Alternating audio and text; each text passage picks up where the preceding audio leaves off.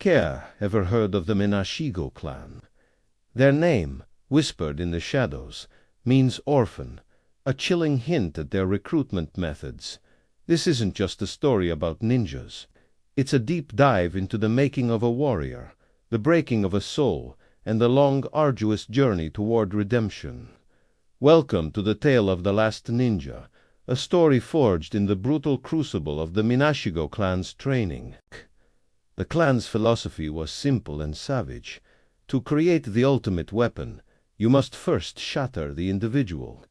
Their training was a relentless assault on both body and spirit. Imagine, as a child, being pushed to the absolute limits of endurance, day after day, running until your lungs burned, sparring until your bones ached, and practicing with lethal weapons until precision became instinct. There was no room for error, because in the world of the Minashigo, a mistake meant more than just failure. It often meant pain, severe punishment, or worse. This wasn't just physical conditioning. It was a systematic dismantling of emotion. Attachments were seen as weaknesses, compassion a fatal flaw.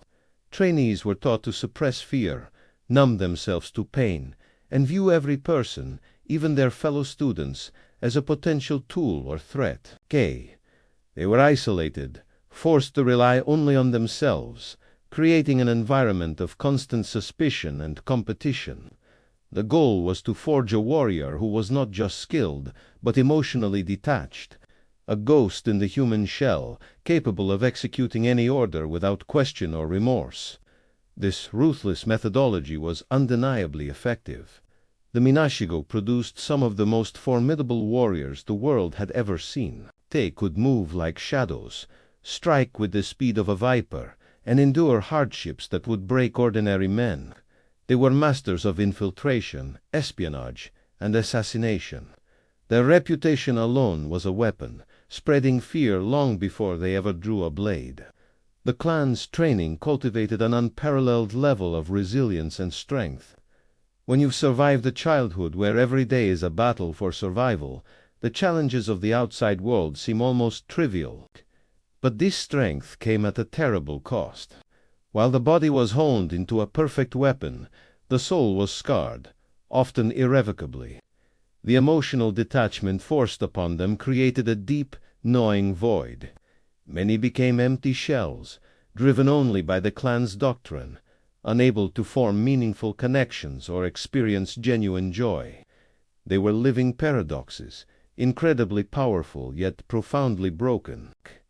The very training that made them strong also planted the seeds of their own potential destruction, leaving them vulnerable to a different kind of enemy, the one that resided within. This raises a profound question about growth and development. Where is the line between discipline and cruelty? The Minashigo clan crossed that line and never looked back.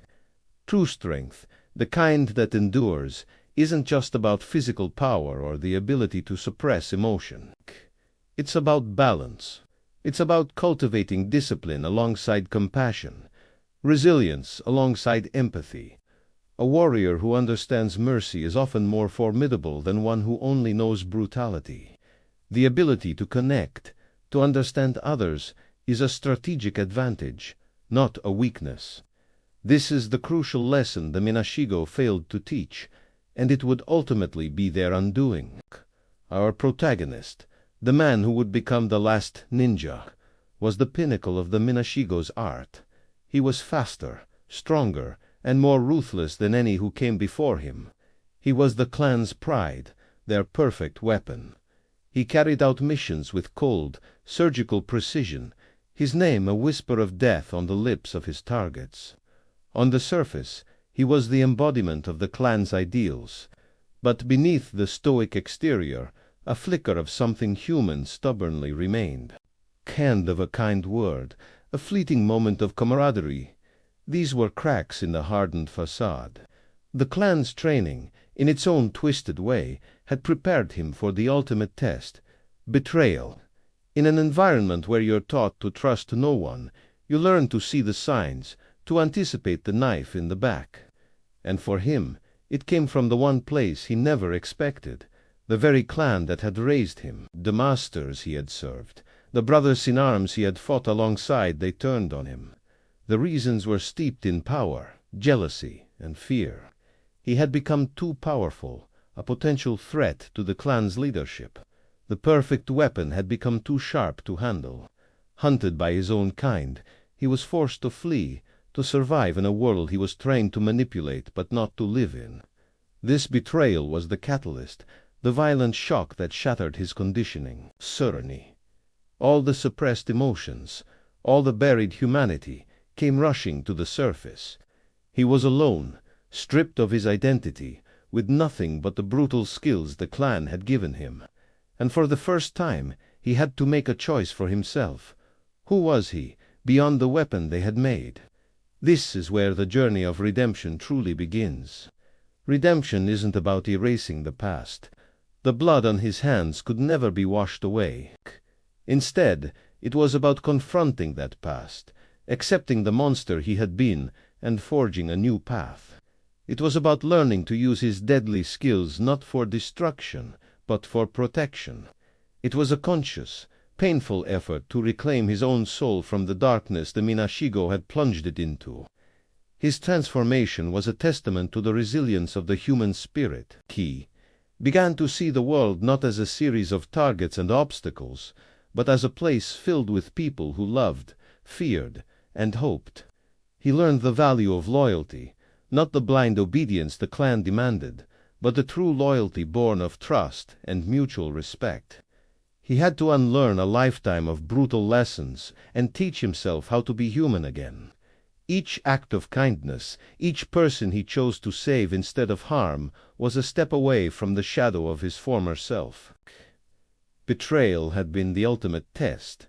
It challenged everything he knew about loyalty and forced him to look inward. It broke him, but from those broken pieces he began to build someone new. This process of self-discovery was his most difficult mission. He was no longer just a ninja of the Minashigo clan. He was a man grappling with his past, fighting for a future where he could be more than just a killer. Kids, story is a powerful reminder that our past does not have to define our future. Even from the deepest, most brutal of influences, redemption is possible. It's a hard-fought battle, waged not on a battlefield with swords and shuriken, but within the heart and mind. The journey of the last ninja shows us that true strength isn't about being unbreakable. It's about having the courage to rebuild yourself after you've been shattered. It's about finding a purpose beyond survival and discovering that even a weapon can learn to have a soul. Thank you for joining me on this journey into the shadows. If you found this story compelling, be sure to like, subscribe, and hit that notification bell for more deep dives into the world of legends and warriors. See you next time.